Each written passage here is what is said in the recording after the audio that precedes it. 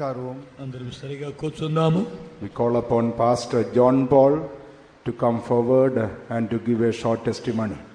Pastor John Paul அவர்கள் முன் வந்து சுருக்கமாக சாட்சியை பகிர்ந்து கொள்ளும்படியாக நாங்கள் அழைக்கிறோம். Pastor John Paul గారు వచ్చి క్లుప్తంగా సాక్ష్యం చెప్పినట్లు ఆహ్వానిస్తున్నాం. கர்த்தருடைய பரிசுத்த நாமத்துக்கு மகிமை உண்டாகட்டும். Glory be to the holy name of God. ప్రభు యొక్క పరిశుద్ధమైన నామమునకు మహిమ కలుగును గాక.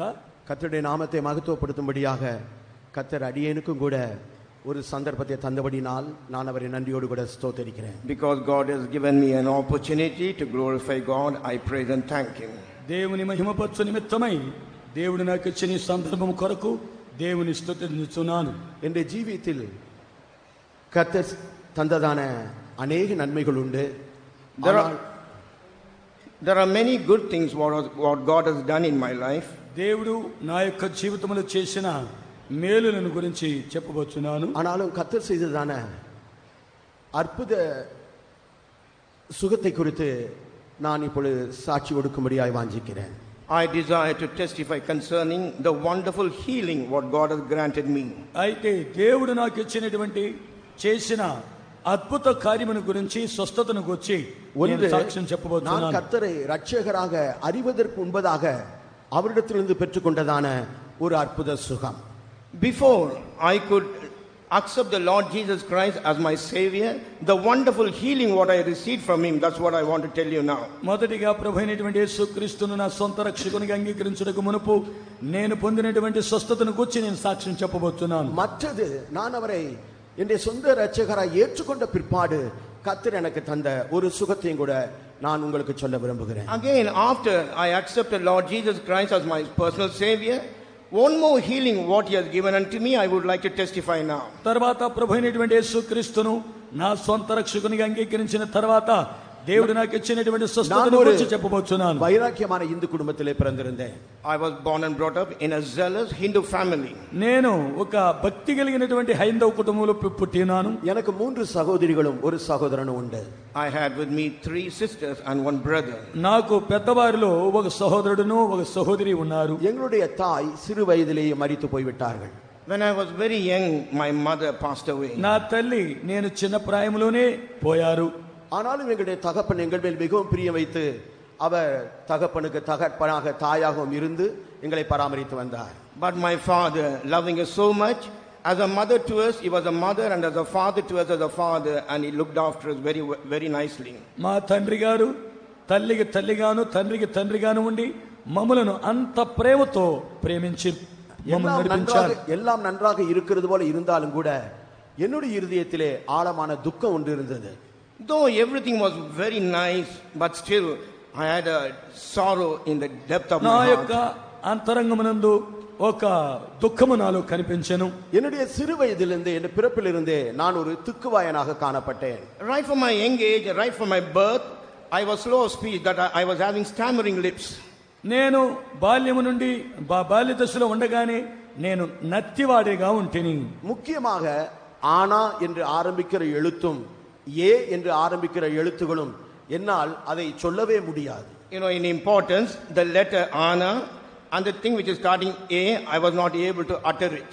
మొట్టమొదటిగా ఆ అనేటువంటి అక్షరమును గాని నా అనేటువంటి అక్షరాన్ని గాని ఉచ్చరించడానికి నాకు చేత కాదు. భయం வந்து விட்டால் சுத்தமாக பேசவே வராது.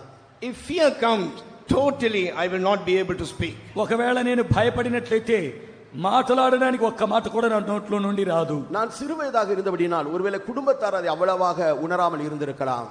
Because I was of young age, my family people they were never realized about my problems. నేను చిన్నవాడనై ఉన్నందువలన మా కుటుంబీకులు నన్ను గురించి పట్టించుకోలేదు. ஆனால் கொஞ்சம் வயது ஆக நான் அதை அதிகமாக உணர ஆரம்பித்தேன், துக்கப்பட ஆரம்பித்தேன். As I started to grow, I began to understand about it, and I was more and more sorrowful. నేను పెద్దవాడిగా ఎదుగుతున్న సందర్భాల్లో నేను దానిని గురించి ఆలోచించ మొదలుపెట్టాను, దుఃఖపడటం మొదలుపెట్టాను. என்னுடைய பெயர் ராஜாராம் என்று பெயர். My name was Rajaram. మొదట నా పేరు రాజారాం. ஸ்கூல் அட்டெண்டன்ஸ் ரிஜிஸ்டர்ல என்னுடைய பெயர் கிட்டத்தட்ட 26வது பெயராக இருக்கும். In my school attendance register, my name was coming in the 26th number.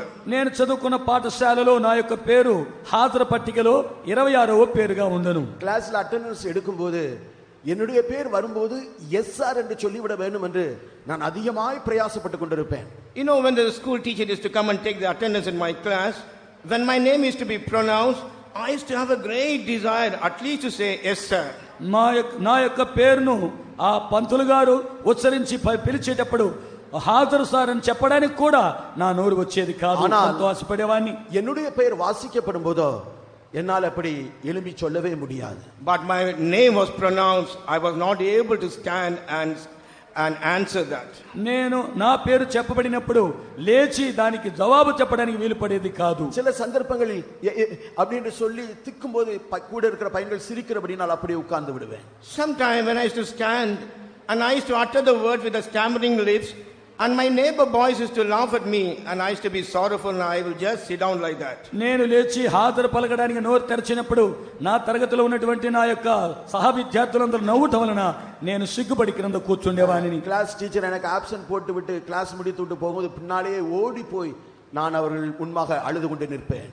Class teacher, after he marks absent in my name, after the class, I used to run behind him and started to cry and to tell him about my presence. తరగతులు అయిపోయిన తర్వాత మా పంతులు గారు వెళ్తుండగా వారి వెనుకకు వెళ్లి నేను ఆయన దగ్గర నిలబడి ఏడుస్తూ ఉండేవాడు. அவர் சொல்வார், ராஜாராம் அழாதே, நான் பிரசன்ட் போட்டு விடுகிறேன் என்று சொல்லி அவர்கள் பிரசன்ட் போடுவார்கள். My teachers would tell me, Rajaram, don't cry, I will mark you present, and thus he will mark me present. అప్పుడు మా పంతులు గారు చెప్పేవారు, రాజారాం భయపడవద్దు, నేను నీకు హాజరు వేస్తానని చెప్పేవారు. பையன்கள் கூட என்னை ராஜாராம் என்று பெயர் சொல்லி அழைக்கிறது இல்ல, என்ற பெயர் கொன்னவாயன் என்றுதான் என்னுடைய பெயர். கொன்னவாயன் அல்ல திக்குவாயன். Even my friends never used to call me as Rajaram, but they used to tell me I'm a man of stammering lips. నా యొక్క తరగతిలో ఉండే విద్యార్థులు నన్ను రాజారాం అని పిలిచేవారు కాదు, నత్తివాడ అని పిలిచేవారు. இது எனக்கு மனதுக்கு மிகவும் துக்கமும் ஒரு தாழ்வு மனப்பான்மை எனக்குள்ளே உண்டாக்கக்கூடிய ஒரு காரியமாக இருந்தது.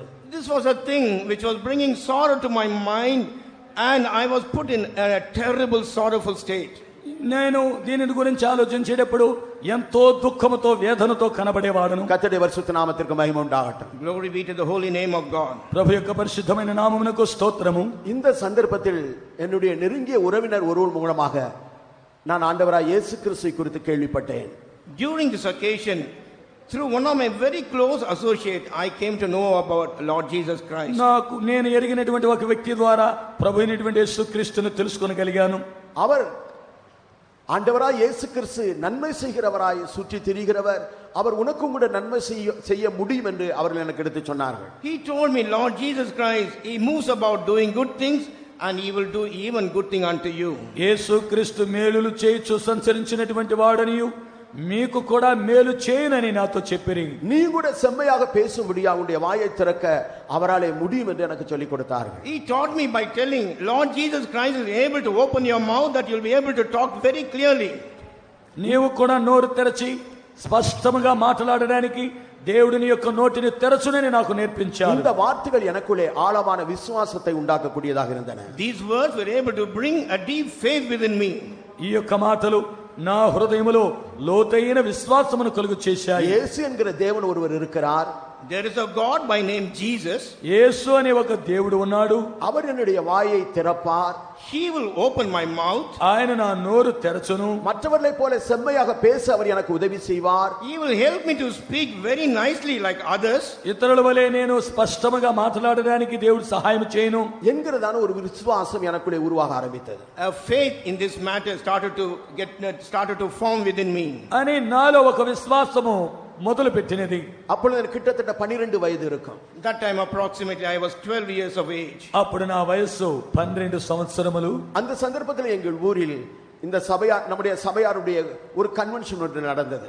That time in my city, a convention belonging to this group of people was held in that place. ఆ కాలంలో మేమున్నటువంటి పట్టణములో ఇటువంటి ఒక మహాసభలు అక్కడ జరిగినవి. என்னுடைய உறவினர் எனக்கு சொல்லிக் கொடுத்தார்கள், நீ அந்த கன்வென்ஷன்ல போய் பங்கு கொள்ள வேண்டும், வியாதியஸ்தருக்காக ஜெபிக்கப்படும் என்று சொல்லப்படும் போது நீ உடனே உள்ளே போய் முழங்கால் படியிடு, உனக்காக ஜெபிப்பார்கள், உடனே உனக்கு சுகமாகும் என்று சொல்லிக் கொடுத்தார்கள். My relatives taught me, you must go and take part in this convention, And when they pronounce the sick will be prayed for, immediately you must go forward, kneel down, and you must pray in the presence of God. మా బంధువులు నాతో చెప్పారు, అక్కడ మహాసభలు జరుగుతున్నాయి, అక్కడికి నీ వెళ్ళుము, అక్కడ వ్యాధిగ్రస్తుల కొరకై ప్రార్థన చేయబడినని చెప్పిన వెంటనే నువ్వు పరిగెత్తి ముందుకు వెళ్ళి మోకరించి ప్రార్థన చేయించుకోమని నాతో చెప్పారు. ನಾನು ಕನ್ವೆನ್ಷನ್ நடந்ததான அந்த இடத்திற்கு கடந்து போனேன். During that convention I went to that place. నేను ఆ యొక్క మహాసభలకు వెళ్ళాను. ஒரு 100 பேர் உட்காரக்கூடிய ஒரு பந்தலாக அது இருந்தது. That was a pandal to accommodate approximately 100 people. ఆ యొక్క పందిరి 100 మంది మాత్రమే కూర్చోగలిగినటువంటి పందిరి. கூட்டம் முடிந்த பிற்பாடு வியாதியஸ்துக்காக ஜெபிக்கப்படும் என்று சொல்லப்பட்டது. After the meeting it was told the sick will be prayed for. ఆ మహాసభలు అయిపోయిన వెంటనే వ్యాధిగ్రస్తుల కొరకే ప్రార్థన చేయబడును అని చెప్పారు. பேசின பிரசங்கங்கள் எனக்கு சரியாக புரியாவிட்டாலும் வியாதியஸ்தர் முன்பாக வாருங்கள் என்று சொல்லி அழைக்கப்பட்டவன் நான் ஓடி போய் முழங்கால் படியிட்டேன். Though I could not understand the sermon which was spoken there, but still when it was told the sick will be prayed for, I ran in the front, I knelt and sat down there. వారు చేసిన ప్రసంగము నాకు అంతగా అర్థం కాకపోయినప్పటికీ వ్యాధిగ్రస్తుల కొరకే ప్రార్థన చేయబడునని చెప్పిన వెంటనే పరిగెత్తుకుంటూ వెళ్లి మోకరించాను. கிட்டத்தட்ட 7-8 பேர் ஜெபிக்கும்படியாய் முழங்கால் படியிட்டு இருந்தார்கள். Approximately 7 people were kneeling down to be prayed. దాదాపు 7 మాత్రం అక్కడ ప్రార్థించుకున్నట్టు కొరకై మోకరించారు. పాస్టర్ ஒவ்வொருவருக்காக ஜெபித்துக் கொண்டு வந்தார். Pastors start to pray for each and every pastor one. గారు ప్రార్థన చేయడానికి మొదలు పెట్టారు. எனக்காக ஜெபிக்க வந்தபோது என்னை பார்த்து கேட்டார், நீ மிகவும் சிறிய பையனாய் இருக்கிறாய், எதற்காக உனக்கு ஜெபிக்க வேண்டும் என்று சொல்லி கேட்டார். When he came near me to pray for me, the pastor told me, you seem to be a very young lad, why you should be prayed for? నీవు చాలా చిన్నవాడిగా ఉన్నావు, ఎందుకొరకు ప్రార్థన చేయాలని వచ్చావు అని అడిగారు. நான் சொல்லும்படியாய் பிரயாசப்பட்டேன். I made efforts to tell him. నేను చెప్పాలని ప్రయత్నించాను. பயத்தினாலே அதிகமாய் திக்க ஆரம்பித்து விட்டது. Because of the fear I started to stammer very much. భయము వలన ఎక్కువగా నత్తితో మాట్లాడాను. பாஸ்டர் நிலவரத்தை அறிந்து நான் உனக்காக ஜெபிக்கிறேன், ஆனால் நீ ஒரு தீர்மானம் பண்ண வேண்டும் என்று சொன்னார். Pastor, knowing my condition, he told me, I will pray for you, but you must make a decision. అప్పుడు పాస్టర్ గారు నాతో చెప్పినది ఏమిటంటే, నేను నీ కొరకై ప్రార్థన చేస్తాను, కానీ నీ ఒక తీర్మానం చేయాలి అని చెప్పారు. நான் கெட்ட பையன்களோடு கூட சேர மாட்டேன் என்று நீ தீர்மானம் பண்ணு, உனக்காக ஜெபிக்கிறேன். You make a decision, I will not mix up with the bad boys, then I will pray for you.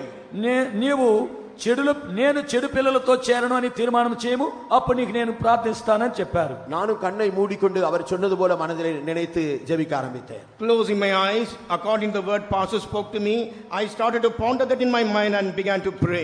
నేను కన్నులు మూసుకొని ఆ పాస్టర్ గారు చెప్పినట్లుగానే మనసులో అనుకుంటూ ప్రార్థన చేస్తూ ఉన్నాను. எனக்காக ஜெபித்து விட்டு அவர் கடந்து போய் விட்டார். After praying for me, pastor left me and went that side. ఆయన ప్రార్థన చేసి అక్కడి నుండి బయలుదేరి వెళ్ళిపోయారు. என்னுடைய శరీరத்திலே ஒரு வித்தியாசத்தையும் நான் உணர முடியவில்லை.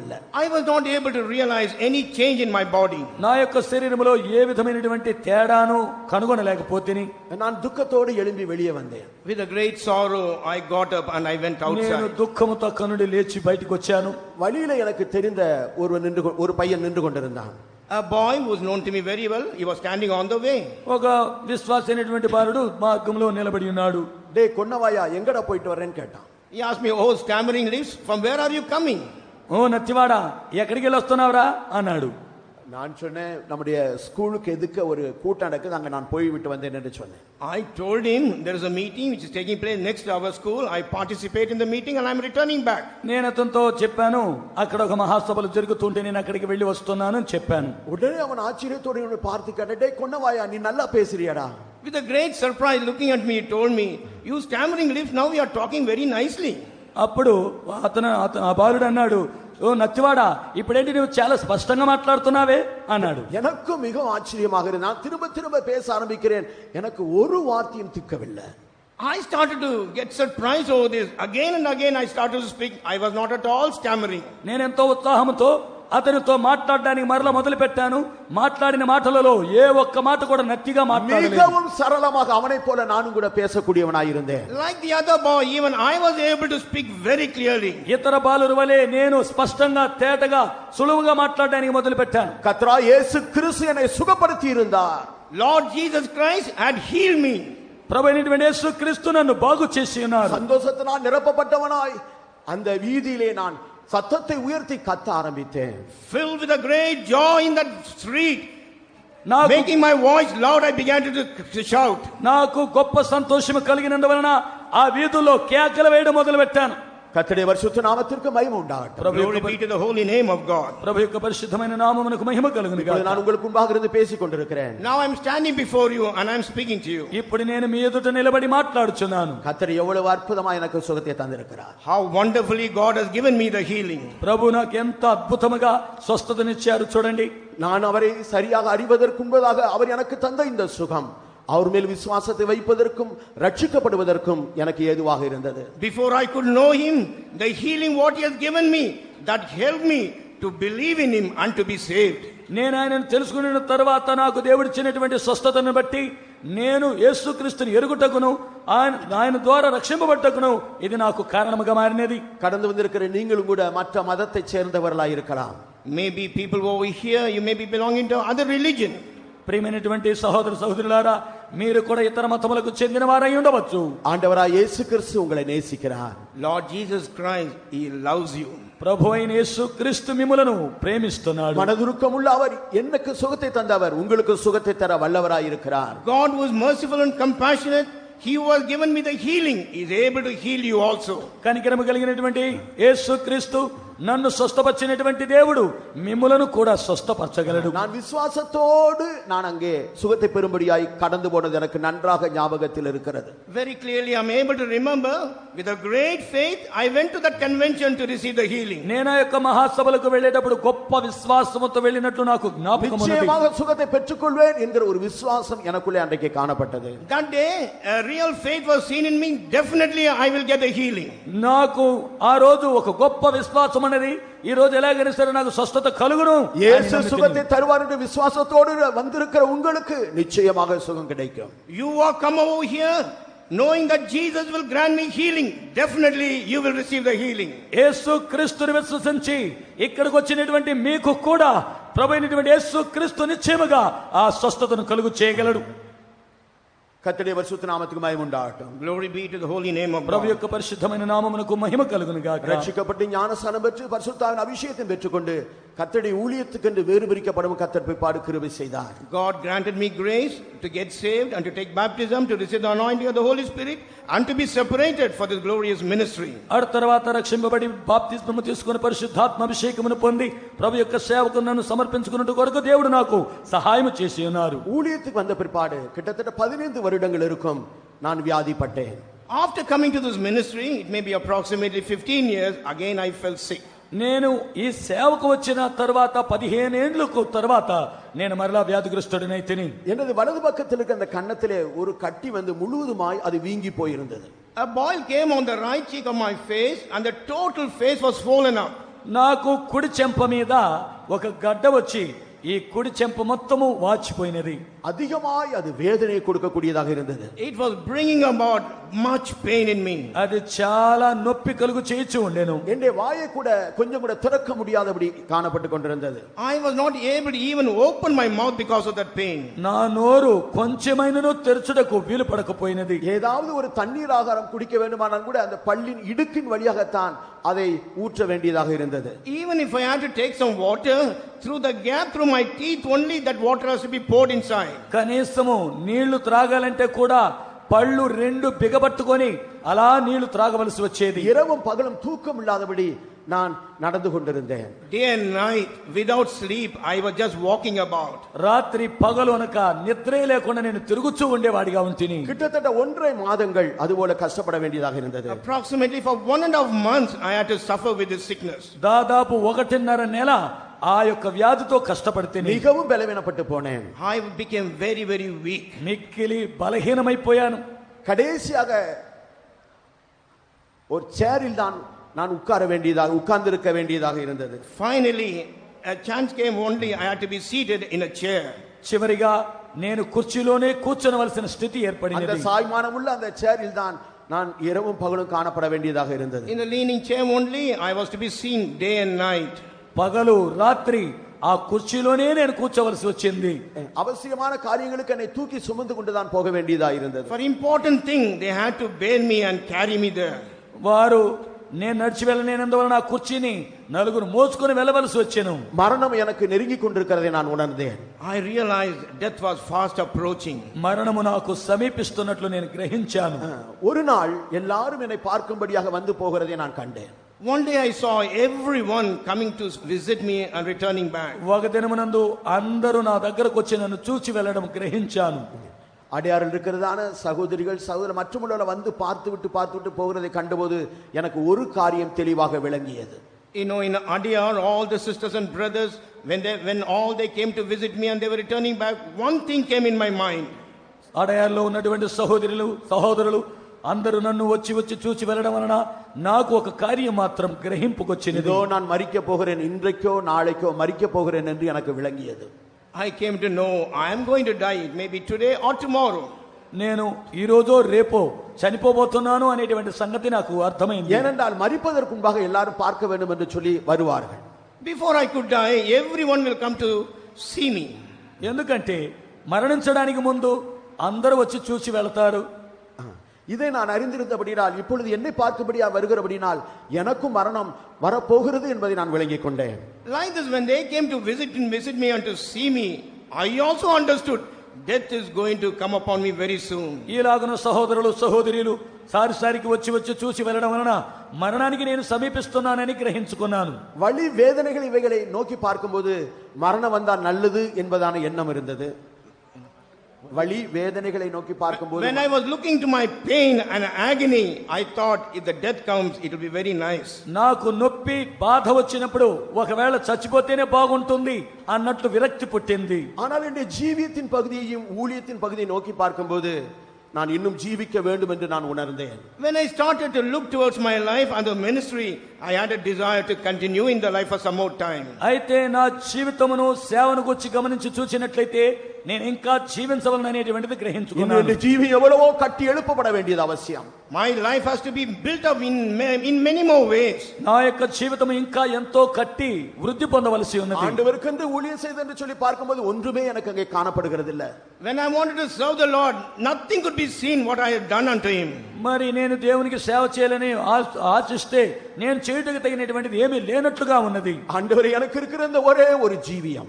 Lord, only one life what I have. దేవా నాకు ఉండేది ఒకే ఒక జీవితము. என்னுடைய வாழ்நாளை கூட்டி தாரும் ஆண்டவரே. Lord, add unto my lifetime. దేవా నా యొక్క ఆయుష్కాలమును పొడిగించుము. இந்த ஜீவியத்தில் வளர உமக்கு செய்ய வேண்டிய ஊழியத்தை செய்ய எனக்கு ஜீவனை தாரும் ஆண்டவரே. Lord, give me life so that the ministry what I am supposed to perform that I may do it. ప్రభువా మీ యొక్క సేవను చేయుటకు కావలసిన జీవితాన్ని నాకు దయచేయమని నేను ప్రభువుని అడిగాను.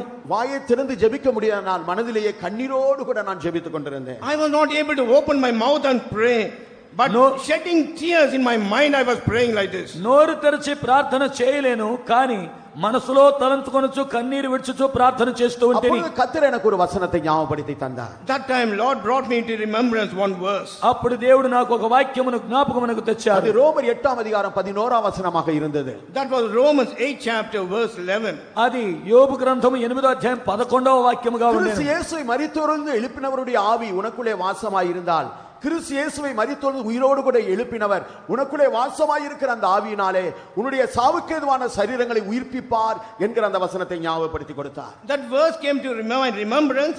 If the spirit of him that raised up Jesus Christ dwell in you, that spirit also will revive your mortal bodies. రోమీయులకు రాసిన పత్రిక 8వ అధ్యాయము 11వ వాక్యములో క్రీస్తు యేసును మృతులలో నుండి లేపిన వాని యొక్క ఆత్మ మీలో నివసించిన ఎడల మీ చావునకు లోనైనటువంటి మీ శరీరమును కూడా ఆయన లేపును లేక బ్రతికించును అనేటువంటి వాక్యం నాకు వచ్చింది. நான் சொல்ல ஆரம்பித்தேன். Again and again I started to tell that verse. ఆ యొక్క వాక్యాన్ని మరలా నా మనసులో అనుకున్నట్టుగా మొదలు పెట్టాను. ஆண்டவரே என்னுடைய சாவுக்கு ஏதுவான இந்த சரீரத்தை உயிர்ப்பியும். Lord, revive this mortal body. ప్రభువా చావుకు లోనైనటువంటి నా శరీరమును బ్రతికించుము. ஒரு அபிஷேகத்தை எனக்கு தாரும். Lord, give me an anointing. నాకు ఒక అభిషేకము నిమ్ము. இந்த இருதயத்தின் அடி ஆழத்திலிருந்து என் விண்ணப்பம் கர்த்தருடைய சமூகத்தை நோக்கி சென்று கொண்டிருந்தது. From within the depth of my heart the supplication came to the presence of God. నా అంతర్భాగములో నుండి ప్రభు యొక్క సన్నిధానములో నేను దేవునికి మొరపెట్టుటకు మొదలు పెట్టాను. திடீரென்று என் மேல் ஒரு அபிஷேகம் வந்து இறங்கினதை நான் உணர்ந்தேன். I realized suddenly anointing coming upon me. హఠాత్తుగా ఒక అభిషేకం నా మీదకి వచ్చి దిగినట్లు నేను గ్రహించాను. என்னுடைய வாய் திறக்கப்பட்டது, ஆவியினாலே நிறைந்து அந்நிய பாஷைகளை நான் பேச ஆரம்பித்தேன். My mouth was open, being filled with the Holy Spirit. I began to speak in unknown tongues. నా నోరు తెరవబడినది, ఆత్మతో అన్య భాషలతో నేను మాట్లాడటకు మొదలు పెట్టాను. எவ்வளவு நேரம் அப்படி பேசிக்கொண்டு தெரியாது. பிற்பாடு மயங்கி அந்த ஈசி சேரில் நான் அப்படியே படுத்து விட்டேன். I do not know how long I was speaking like this. I just got fainted. I was lying down in the easy chair. నేను అలాగున ఆత్మతో అన్య భాషలతో మాట్లాడి ఆత్మతో నింపబడి అలాగే కొద్దిసేపు మత్తులో అలాగే ఆ యొక్క పడక కుర్చీలో పడిపోయాను. మరునాள் காலையிலே பார்த்தபோது அந்த கட்டி அந்த வீக்கங்கள் எல்லாம் எங்கே போனது என்று தெரியாதபடி முழுமையாய் நீங்கி போயிருந்தன. Next day morning, when I observed my face, I do not know where the boil and the swelling of my face was gone. Totally, it was like a normal face. తెల్లవారి నేను చూచుకొనినప్పుడు నా యొక్క చెంప మీద ఉన్నటువంటి ఆ గడ్డ, ఆ వాపు ఎలా పోయిందో కూడా నాకు తెలియదు. ఆశ్చర్యకరంగా ఉన్నది. என்னை கையை வைத்து நான் எப்படியாக நான் பிரஸ் பண்ணி அமைக்க பார்த்தேன், ஒரு வேதனையும் இல்லை. I started to press with my finger. I could not feel any pain in my face. నేను చేయి పెట్టి నా చెంప మీదలా నొక్కి చూస్తున్నాను, కానీ నాకు ఎటువంటి నొప్పే తెలియలేదు. கர்த்தராகிய இயேசு கிறிஸ்து சாவுக்கேதுவான என்னுடைய శరీరத்தை உயிர்ப்பித்தார். Lord Jesus Christ, quicken my mortal body. ప్రభు అయినటువంటి యేసు క్రీస్తు చావునకు లోనైన నా శరీరమును ఆయన బ్రతికించాడు. என் இருதயம் நன்றினாலே நிரம்பி இருந்தது. My heart was filled with gratitude. నా యొక్క హృదయము కృతజ్ఞతతో నింపబడి ఉండెను. அப்பொழுது நம்முடைய தலைமை பாஸ்டராக பாஸ்டர் விஜி சாமுவேல் அவர்கள் இருந்தார்கள். That time our chief pastor VG Samuel was present there. అప్పుడు మన యొక్క ప్రధాన పాస్టర్ గారుగా విజి సామ్యూల్ గారు ఉండిరి.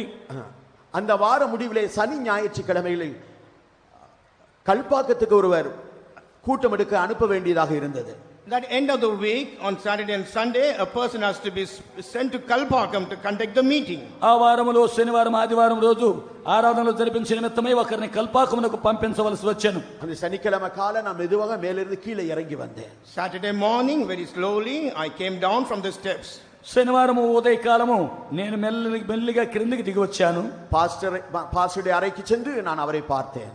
I went to pastor's room and I met him. నేను పాస్టర్ గారి గదికి వెళ్ళి ఆయనను సంధించాను. பாஸ்டர், நான் கல்பாக்கத்துல போய் கூட்டெடுக்க போகட்டுமா pastor? Pastor, can I go to Kalpakkam to take the meeting? Pastor గారు, నేను కల్పాకమునకు వెళ్ళి కూటమి జరిపించనా?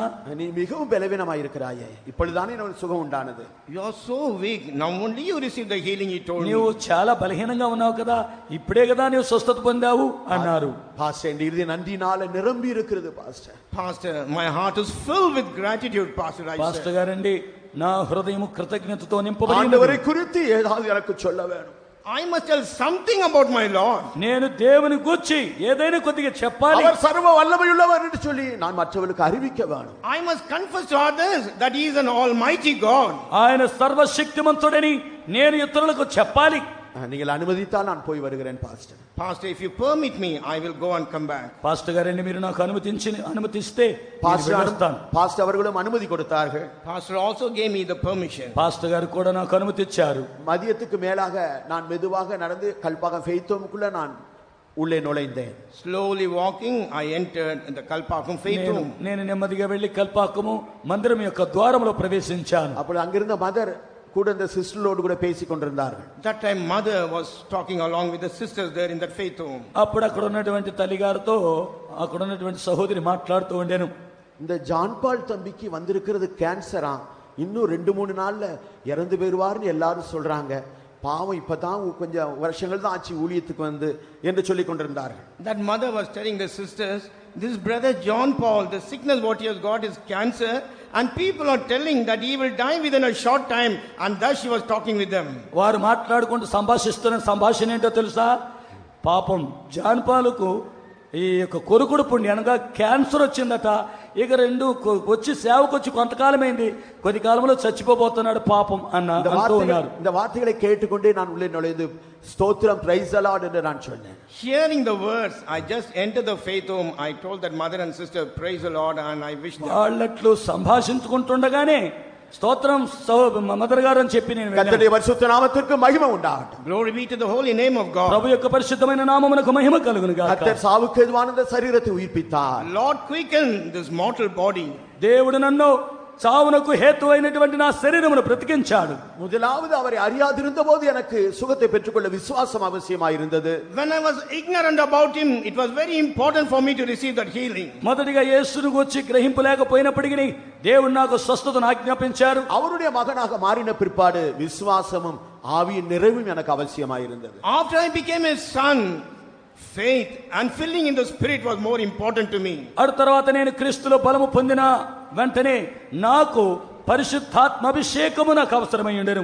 இம்மட்டும் கிருபையாய் தயவாய் கர்த்தர் என்னை நடத்தி அவருக்கு ஊழியம் செய்ய முடியாய் அவர் உதவி செய்து வருகிறார். Up to now, graciously and mercifully, God has enabled me to continue the ministry for him. ఇంతవరకును దేవునికి సేవ చేయడానికి, ఇంతవరకు ఆయనలో నిలిచి ఉండడానికి దేవుడు నాకు సహాయం చేయుచున్నాడు. கர்த்தருடைய பரிசுத்த நாமத்துக்கு மகிமை உண்டாவதாக. Glory be to the holy name of God. ప్రభు యొక్క పరిశుద్ధమైన నామమునకు మహిమ కలుగును గాక. Hallelujah. For the wonderful healing which God has given to Pastor John Paul, shall we praise God. Pastor John பால் அவர்களுக்கு தேவன் கொடுத்ததான ఆశ్చర్య ప్రకారమైన సుగతుకాக நாம் எல்லாரும் కర్తரை స్తోత్రిద్దాం. పాస్టర్ జాన్ పాల్ గారికి తన యొక్క జీవితంలో ఇచ్చినటువంటి అద్భుతమైన స్వస్థత కొరకు మనమందరము దేవుని స్తోత్రించుదాము. Hallelujah, hallelujah, hallelujah, hallelujah.